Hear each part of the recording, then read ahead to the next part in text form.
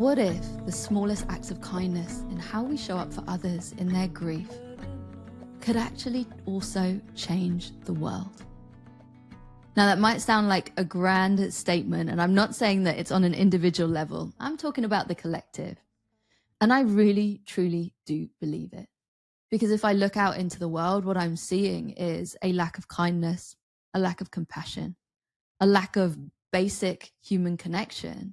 And that's not pointing a finger at anyone. That's actually saying that we humans have gotten lost and we've been led down this very individualistic path, one that is also bringing so much loneliness, so much pain, so much suffering in, because we've been taken away from the connected communities that we used to be really, really rooted in. We've been taken away from an understanding that the simplest of human connection, offering that hug to someone who needs it, giving them a listening ear. When there are no words, just sitting with them, maybe squeezing their hand. We've removed ourselves from understanding that actually that is so, so powerful. In this world and in this capitalistic world, we seem to think that actually we need to spend our money for the experiences that are meaningful. But in my own grief journey, I know that there are some really, really simple things that are just rooted in friends who held space for me, friends who brought a smile at certain points, friends who listened to me telling the same story of our daughter's death over and over again. Those are the moments that matter, and those are the moments that I will remember for the rest of my life. And those are the moments that have built up a well of kindness and generosity that I just want to spread out into the world. And that really does show the ripple effect that we can each have. Because if you think of every day we went through and we had just a few little moments of kindness, we don't know where that kindness might just crack the shell on someone else who's having a really tough time and maybe not been able or had anyone to listen to them vocalizing it. But also more broadly, I think when we look at this world and we look at how much pain and suffering there is, pain and suffering is causing pain and suffering. There is so much suppressed grief and trauma in this world. There's so much that is unspoken. And when we root into from everything that's happening in the world right now, there's stuff that is happening every day that we are either witnessing or experiencing ourselves that then just gets pushed down. But also there's intergenerational trauma and grief. There's grief of past wars, grief of past catastrophes, whether that's individually or collectively. And with grief unspoken, I really, truly do believe that this is then causing that, I suppose, the other side of the ripple effect, that ripple effect of pain as it goes out. People who are unconsciously acting through their pain, because that pain has never been able to be spoken to and healed. So in today's episode, I want to explore just how us being present for others in their grief, how grief work, how tending to our grief and tending to others really, truly, I believe, can heal the world. This to me feels like the important work right now. Obviously, there's lots of important works, but for me personally, this feels like the important work. And actually, I believe that this should be a bedrock in all of the important work that's happening in the world for us to get the world collectively to a better place. And I want to start this by just rooting us into one simple but powerful truth. Our presence and us listening is enough. Just showing up in kindness, compassionate heart, generosity of spirit, that is enough. And I really believe that that is a big part of what's missing in this world. The more of us that can show up with this spirit, the more that things, I believe, will change. And we all know that grief is natural. Well, especially if you're listening to this podcast and if you've been following Death on the Daily for a while. Death on the Daily really is about bringing these conversations out of the shadows to exactly where they belong, because grief is a part of what makes us whole as humans. And if we don't answer that call of grief, we don't listen within, but also if we don't listen within our communities and support others, I don't believe that we can ever truly be whole as humans, because grief is universal. It's something that will impact us all. It's something that at some point in our life will be integrated through a loss, through losses. And when we bury our grief, when we numb, when we say, I'm fine, which I am still working on not saying all of the time, but when we don't speak our truth, what happens is we push that down. But actually, we push so much of ourselves down. We don't give ourselves that opportunity to move through our grief, to understand what that grief means, to give it space, to show ourselves and obviously to show others in their grief that compassion and that love. And so that grief, it just bubbles under the surface. It festers. It deepens our numbness. It deepens our disconnection from life. One of my most surprising findings in this grief work that I've personally been doing is that the more I have sat with my grief and lent into it, the more that I can feel the full force of life, the more that I feel the joy, those highs, is basically catalyzed through me being willing to feel those lows. But when we connect into our grief, we name what hurts. We don't judge any of that. When we just sit with what is, that is where the true transformational work can happen for ourselves, as well as obviously in that wider ripple effect that we create. And the reason for this is that we are interrupting a really damaging cycle, that cycle of just suppression, suppression, suppression, through which I know that so much anger and fury and hate can erupt. But when we tend to our sorrow, when we sit with our grief, what that does is it expands our capacity. And in my own experience, what I can really feel is that actually my grief has expanded my capacity to hold space for myself. And in doing so, I am able to hold space for others so much more powerfully. I know that I am showing up in much deeper compassion, kindness, and connection. Now, that's not to say I'm always perfect. I am human. We are all human. We will all have our moments and many moments along the way. But I know I have changed. I know that when I sit with people, that I am bringing more of myself to the table. And in doing so, enabling them to bring more of themselves to the table. And in doing so, we are then ultimately, as we sit in community, able to help ourselves to heal and to heal each other together. So I thought I'd share some simple ways where we can each create our ripple effect, because actually it was quite a revelation for me to realize that it is simple. I always thought that purpose had to be rooted in having some sort of lofty ambition through what I do in life and in business. But what I've come to realize is that actually my most powerful and my guiding purpose is just showing up in kindness, compassion, reciprocity, ultimately just living and breathing my values, what feels true to me. That is the most powerful thing that I can do. So let's dive into these 5 simple ways from my perspective that you and we all could create our ripple effect, with the invitation to grab your journal, write out what's most important to you, write out what feels alive in you from this topic, and flow forwards from there, knowing that every single small action that we take in kindness and in compassion, whether that's for ourselves or for others, over the course of a week, over the course of a month, a year, a decade, a lifetime, this adds up, it multiplies. And then if you think about that ripple effect that it creates for us in our life overall, by the time we're on our deathbed, my goodness, that is significant. So first up, we've got practicing presence and not fixing. And this is something I was a former fixer, and I probably still do it. Again, I'm human, and I will call myself out on it as and when I notice myself doing it. And we humans, we always want to fix.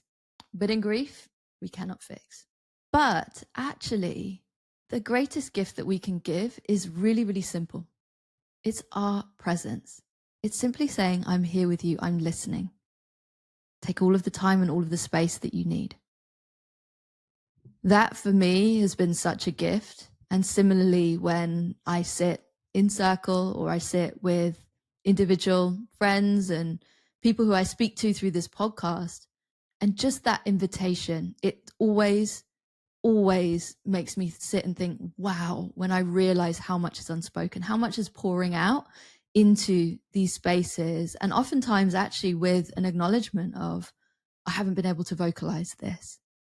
So our presence is powerful. We should never, ever underestimate that. Second up, we've got making space for grief in everyday conversation. Imagine if we normalized grief. Imagine if we normalized speaking the name of those who have died that are so often unspoken and leaving those who are grieving to feel really isolated and alone. So for anyone supporting grievers, this is really about giving that invitation, those check-ins, to check in and see whether it's on anniversaries or even just saying, I know it's been a few months since your dad died. Just thought I'd check in with you. You don't need to answer, but just know that I'm here and I'm listening. But similarly for us grievers, and this is where the inner work really starts from within each of us, I found it so powerful to do that check-in with myself, because I still call myself out on the fact that there are times, days, weeks where I know that I am numbing. I know that that grief is there and it's just not expressed. But I also know that in my journey of speaking my truth, of speaking my daughter and my husband's stories, of bringing my grief into conversation, I know that every single time that I connect into my courageous little lioness heart, inspired by our daughter, that in itself is helping me with my healing. That is another little piece in this very big puzzle that I am, I suppose, putting back together of my wholeness as humanity, that which has been shattered through the society and the systems that we live in, where death and grief is so unspoken. Third up, we've got the power of ritual. Now, this can be rituals individually, or it can be rituals that we do in community.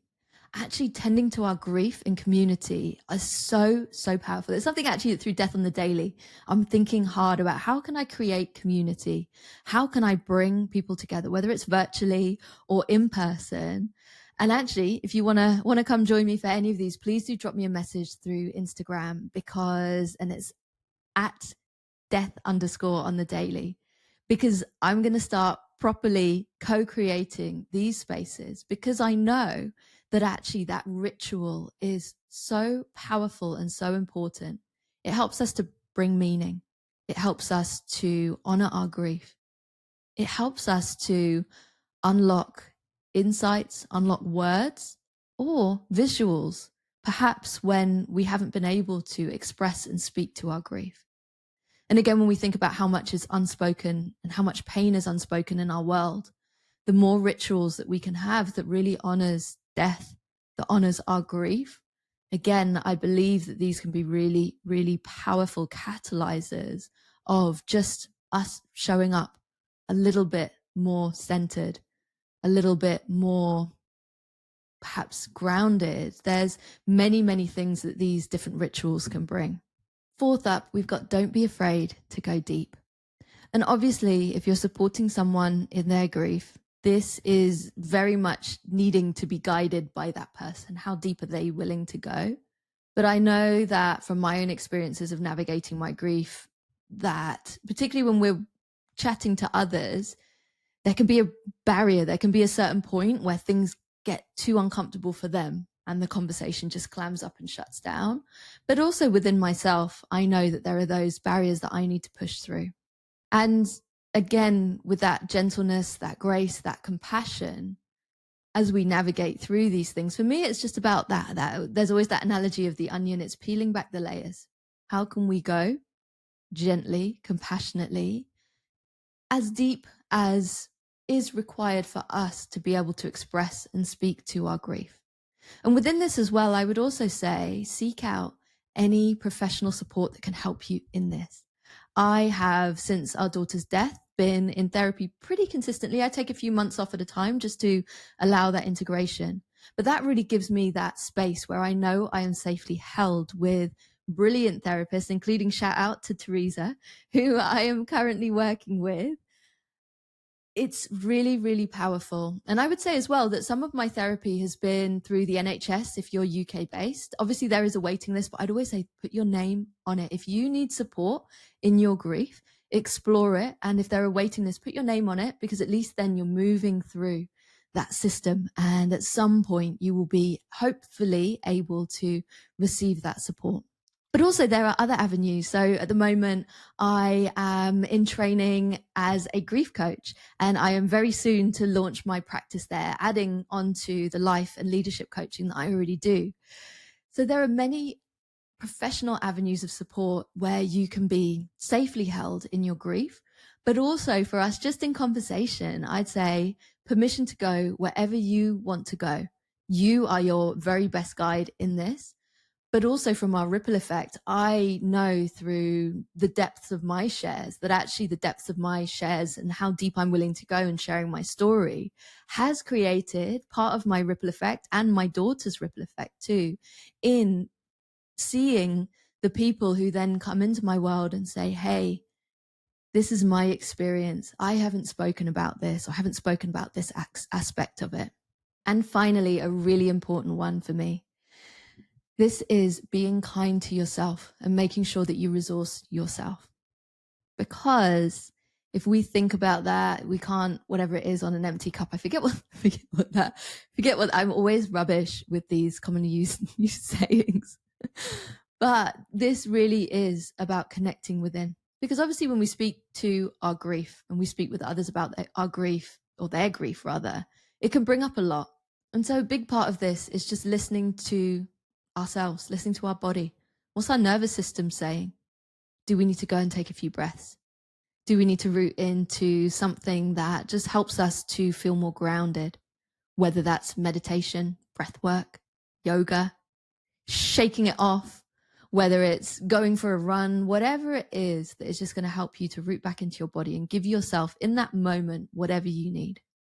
So I thought we could just take a few breaths. We do this a lot on the podcast, but I thought I'd just bring in the breathwork practice that I do always default to when I just need to take a few quick breaths. And that is really simple.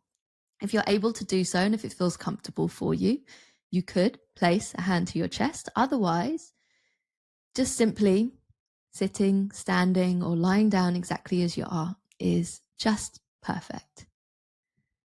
And if your hand's on your chest, then you might like to bring your attention, drop that down into your chest. Otherwise, you might, again, if it's comfortable for you to do so, drop your attention into your chest. And simply just taking some breaths in, again, if that's comfortable for you to do so. Otherwise, you might just like to connect to your feet on the floor. Acknowledging that for some people, that breath connection can be uncomfortable. You know yourself better than anybody else. But just taking a few gentle breaths, intuitively following what your body needs. Do you need to take a deeper inhale down into your belly? Or do you just need to witness and watch your breath as it flows? Simple practices like that, and really understanding what is your toolkit. Because in this work, to be present with our grief, as well as to hold others in theirs, it can bring up a lot. There's an acknowledgement of that. So the more that we can look after ourselves, as well as acknowledge those feelings. This makes you feel sad. That's okay. If it brings up anxiety, that's understandable. Whatever's coming up, it's just about that listening within. And again, as well, just seeking out if there is any professional support that you need to support you in this journey as well. That is something that for me, in my grief, I've spoken with therapists about my toolkit and how I can bring other practices in that can be more specific to the help that I need. So that wraps up my 5 different ways that we can be more present with ourselves as well as present with others, to do that grief work that I truly believe will transform the world. I know how much space is needed for everybody to be able to speak their truth and to move through this world with that kindness and compassion. And I complete every single episode of Death on the Daily with my note to self. My note to self today is really, really simple. It's every time I witness someone else's grief, as well as witnessing my own, I make space for healing, not just of their healing, of my healing, but of the wider healing for the world too. So that completes this episode of Death on the Daily, sharing very much from my heart what feels so alive in me right now, the importance of this grief work. We're all on this journey, and I just want to acknowledge that, to acknowledge you. Thank you for tuning into this episode. Thank you for all of your support of Death on the Daily. If you're not subscribing to this podcast, then hit subscribe now. If you're on Apple Podcasts or Spotify, leave a rating, leave a review, as well as if you know someone who could be inspired or who needs to hear this episode, please do share it with them. And wherever you are in your journey, I am honoring you. I'm honoring the ripple effect that you are creating in this world. And hand to my heart, I am here with you in this journey alongside, and I'm sending you lots and lots of love. All of my gratitude to you for joining me for another Dead Conversation. Death on the Daily is edited by David Strutt. The music is Set Free by Katie Gray. And I am Tanya Wilkinson. And if you enjoyed this episode, I would be over the moon if you can rate, review, and subscribe. It really, really helps me to get the word out there. And if you want to say hi or to hear more about my work as a coach and death doula, including how I support my clients to navigate their death on the daily, then all of the ways that you can connect with me are in the show notes. I'll be back soon with some more Dead Conversations. And in the meantime, take good care of yourself and others.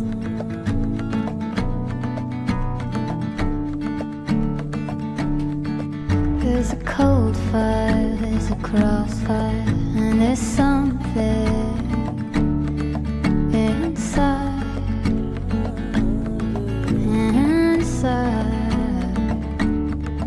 and we'll never, never make it, and we'll never, never break it.